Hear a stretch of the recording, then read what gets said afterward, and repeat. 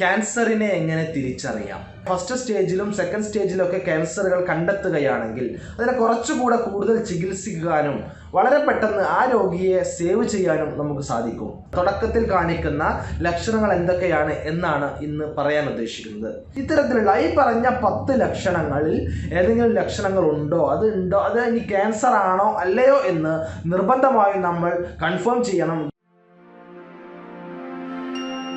ക്യാൻസറിനെ എങ്ങനെ തിരിച്ചറിയാം? ക്യാൻസർ ബാധിച്ച ആളുകൾ ഓരോ വർഷം കഴിയും തോറും കൂടിക്കൂടി വരികയാണ്.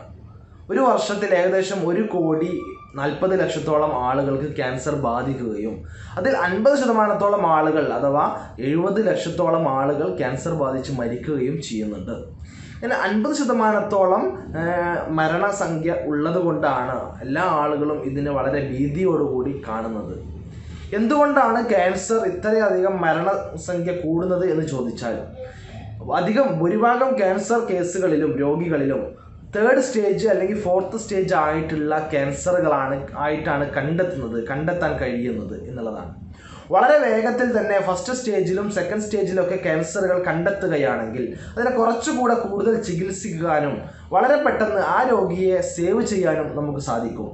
അതുകൊണ്ട് ക്യാൻസർ ഉള്ള ആളുകൾ ശ്രദ്ധിക്കേണ്ടത്, അല്ലെങ്കിൽ ക്യാൻസർ ബാധിച്ചിട്ടുണ്ടോ, അല്ലെങ്കിൽ ക്യാൻസറിൻ്റെ ലക്ഷണങ്ങൾ എന്തെല്ലാമാണ്, തുടക്കത്തിൽ കാണിക്കുന്ന ലക്ഷണങ്ങൾ എന്തൊക്കെയാണ് എന്നാണ് ഇന്ന് പറയാൻ ഉദ്ദേശിക്കുന്നത്.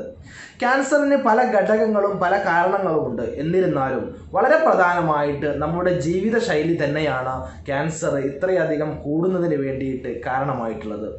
വളരെ പ്രധാനമായിട്ടുള്ള ഒരു 10 ലക്ഷണങ്ങളാണ് ക്യാൻസർ രോഗികളിൽ ആദ്യമായി കാണാൻ സാധ്യതയുള്ള കണ്ടുവരുന്ന 10 ലക്ഷണങ്ങളാണ് പറയാൻ ഉദ്ദേശിക്കുന്നത്. ആദ്യത്തെ ലക്ഷണം വിളർച്ചയാണ്. ശരീരത്തിലെ ഹീമോഗ്ലോബിൻ്റെ അളവ് നന്നായി കുറയുക. അകാരണമായി മറ്റൊരു കാരണവുമില്ലാതെ പെട്ടെന്നുണ്ടാകുന്ന വിളർച്ച, വളരെയധികം ഹീമോഗ്ലോബിൻ കുറയുകയും ക്ഷീണിക്കുകയും ചെയ്യുന്ന ഒരവസ്ഥ. രണ്ടാമത്തെ കാര്യം ശ്വാസതടസ്സം, അല്ലെങ്കിൽ ശ്വാസോച്ഛ്വാസത്തിലുണ്ടാകുന്ന ബുദ്ധിമുട്ട്, ദീർഘമായി നിലനിൽക്കുന്ന ചുമയും ആ ചുമച്ച് കഫം വരുമ്പോൾ കഫത്തിൽ രക്തത്തിൻ്റെ സാന്നിധ്യം കാണപ്പെടുക. ഇത് എല്ലാം ഈ ഒരു ക്യാൻസറിൻ്റെ ലക്ഷണമാവാൻ സാധ്യതയുണ്ട്. അതുകൊണ്ട് ഡോക്ടറെ കാണിക്കുകയും തുടർ നടപടികൾ സ്വീകരിക്കുകയും ആവശ്യമാണ്. അതുപോലെ മറ്റൊരു പ്രധാനമായിട്ടുള്ള കാര്യം എന്ന് പറയുന്നത് അകാരണമായിക്കൊണ്ട് വളരെ പെട്ടെന്ന് തടി കുറയുക. സാധാരണഗതിയിലുള്ള ഒരു മനുഷ്യൻ വളരെ പെട്ടെന്ന് മറ്റൊരു അസുഖങ്ങളോ കാരണമോ ഇല്ലാതെ വളരെ പെട്ടെന്ന് തടി കുറയുക, അത് കാരണം വളരെ ക്ഷീണിച്ച് ഒന്നും ചെയ്യാൻ കഴിയാത്തൊരവസ്ഥയിലേക്ക് അയാൾ മാറുകയാണെങ്കിൽ നമ്മളിത് ക്യാൻസർ ആണോ എന്ന് ഉറപ്പുവരുത്തുന്നതിന് വേണ്ടി ഡോക്ടറെ കാണണം, നിർദ്ദേശങ്ങൾ തേടേണ്ടതുണ്ട്.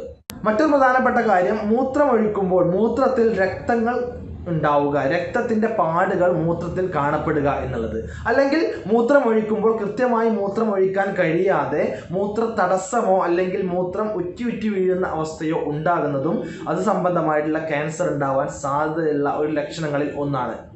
അതുപോലെ തന്നെ സ്തനാർബുദം, ബ്രസ്റ്റ് ക്യാൻസർ എന്ന് പറയുന്നത്, അതിലുണ്ടാകുന്നതാണ് സ്തനങ്ങളിൽ ഉണ്ടാകുന്ന മുഴകൾ.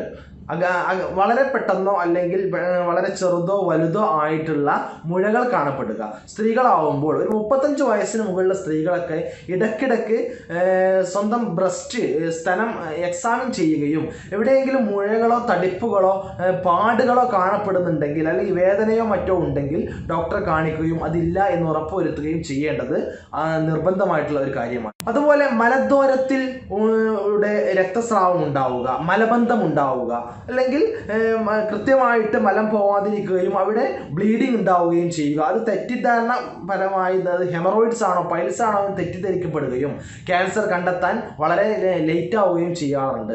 അതുപോലെ തന്നെ മറ്റൊരു പ്രധാനമായിട്ടുള്ള കാര്യമാണ് പ്രോസ്റ്റേറ്റിൽ ഉണ്ടാകുന്ന മുഴകൾ. പ്രോസ്റ്റേറ്റ് ഗ്രന്ഥി, പുരുഷന്മാരുണ്ടാകുന്ന പ്രോസ്റ്റേറ്റ് ഗ്രന്ഥിയിൽ മുഴകൾ ഉണ്ടാവുക, അത് കാരണം മലബന്ധം ഉണ്ടാവാം, അല്ലെങ്കിൽ മൂത്ര തടസ്സം ഉണ്ടാവാം. അത്തരത്തിലുള്ള ക്യാൻസറുകളും ഉണ്ടാവാൻ സാധ്യതയുണ്ട്.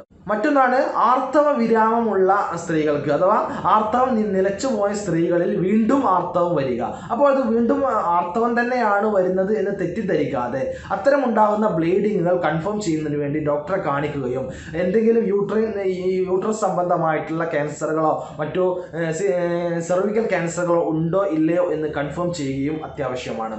മറ്റൊന്ന് ശരീരത്തിൽ തൊലിയിൽ കാണപ്പെടുന്ന മറുകുകൾ, അഥവാ കാക്കപ്പുള്ളികൾ എന്നൊക്കെ പറയുന്നത് സാധാരണമായി കൊണ്ട് വലിപ്പം കൂടിക്കൂടി വരിക, സാധാരണ ഉള്ള വലിപ്പത്തിൽ അധികമായി വലിപ്പം കൂടിക്കൂടി വരിക, അതിൽ പ്രത്യേകതമായി എന്തെങ്കിലും കാണുക, അങ്ങനെയൊക്കെയാണെങ്കിൽ ഉടനെ ഡോക്ടറെ കാണുകയും അതിൽ എന്തെങ്കിലും ക്യാൻസർ സാധ്യതയുണ്ടോ എന്ന് കണ്ടെത്തുകയും ചെയ്യുക, ഉണ്ടെങ്കിൽ അതിന് ഉടനെ തന്നെ ചികിത്സിക്കുക. മറ്റൊരു പ്രധാനപ്പെട്ട കാരണമാണ് നമ്മുടെ വായ്ക്കകത്ത് മൗത്തിൽ അകാരണമായിട്ടുള്ള മറ്റെന്തെങ്കിലും ചെറിയ ചെറിയ പാടുകൾ ഉണ്ടാവുക, അല്ലെങ്കിൽ മാറാതെ നിൽക്കുന്ന 3 ആഴ്ചയോ 4 ആഴ്ചയോ മാറാതെ നിൽക്കുന്ന ചെറിയ ചെറിയ മുറിവുകൾ ഉണ്ടാവുക, കളർ മാറ്റം ഉണ്ടാവുക, വായ്ക്കകത്തോ തൊണ്ടയിലൊക്കെ കളർ മാറ്റം ഉണ്ടാവുക, അല്ലെങ്കിൽ തൊണ്ടവേദന ഉണ്ടാവുക, അല്ലെങ്കിൽ തൊണ്ടയിൽ നിന്ന് ശബ്ദത്തിനുള്ള ഇടർച്ച അല്ലെങ്കിൽ ശബ്ദം വളരെ മാറി മാറി വരിക, ഇതെല്ലാം വായു സംബന്ധമായ ക്യാൻസറുകളുടെ ഒരു ലക്ഷണമായിരുന്നു വരാം. അതെല്ലാം ഡോക്ടറെ കാണുകയും ഉറപ്പുവരുത്തുകയും ഇത്തരത്തിലുള്ള ഈ പറഞ്ഞ 10 ലക്ഷണങ്ങളിൽ ഏതെങ്കിലും ലക്ഷണങ്ങൾ ഉണ്ടോ, അത് ഇനി ക്യാൻസർ ആണോ അല്ലയോ എന്ന് നിർബന്ധമായും നമ്മൾ കൺഫേം ചെയ്യണം. ഡോക്ടറെ കാണണം, ഡോക്ടറെ കണ്ട് തന്നെ കൺഫേം ചെയ്യുക. എന്നിട്ട് ഇത് ആവശ്യമാണെങ്കിൽ അതിന് കൃത്യമായിട്ടുള്ള ചികിത്സയും എടുക്കുകയാണെങ്കിൽ ക്യാൻസർ അതിൻ്റെ 3rd സ്റ്റേജിലേക്കും 4th സ്റ്റേജിലേക്കും പോകാതെ നമുക്ക് അതിൻ്റെ 1st സ്റ്റേജിലോ 2nd സ്റ്റേജിലോ തന്നെ അതിനെ പിടിച്ചു നിർത്താനും കൃത്യമായിട്ട് ചികിത്സിച്ച് പൂർണ്ണമായിട്ട് ഭേദമാക്കാനും കഴിയും. അതിനുള്ള ചികിത്സാ രീതികൾ ഇന്ന് ഒരുപാട് നമ്മുടെ നാട്ടിൽ ലഭ്യമാണ്. റീജിയണൽ ക്യാൻസർ സെൻറ്റർ തിരുവനന്തപുരത്തുണ്ട്, അതുപോലെ ഹോമിയോപ്പതി ക്യാൻസർ സെൻറ്റർ മലപ്പുറം ജില്ലയിൽ വണ്ടൂർ ഉണ്ട്. അതുപോലെ അങ്ങനെ പലതരത്തിലുള്ള ക്യാൻസർ സംബന്ധമായ ചികിത്സകൾ ഇന്ന് ലോകത്ത് ലഭ്യമാണ്. ഈ വീഡിയോ ഉപകാരപ്രദമായി എന്ന് തോന്നുകയാണെങ്കിൽ ഇത് നിങ്ങളുടെ ബന്ധുക്കൾക്കും കൂട്ടുകാർക്കും മറ്റു എല്ലാ ആളുകൾക്കും ഷെയർ ചെയ്യുക. മറ്റൊരു വീഡിയോയുമായി നമുക്ക് വീണ്ടും കണ്ടുമുട്ടാം. നന്ദി, നമസ്കാരം.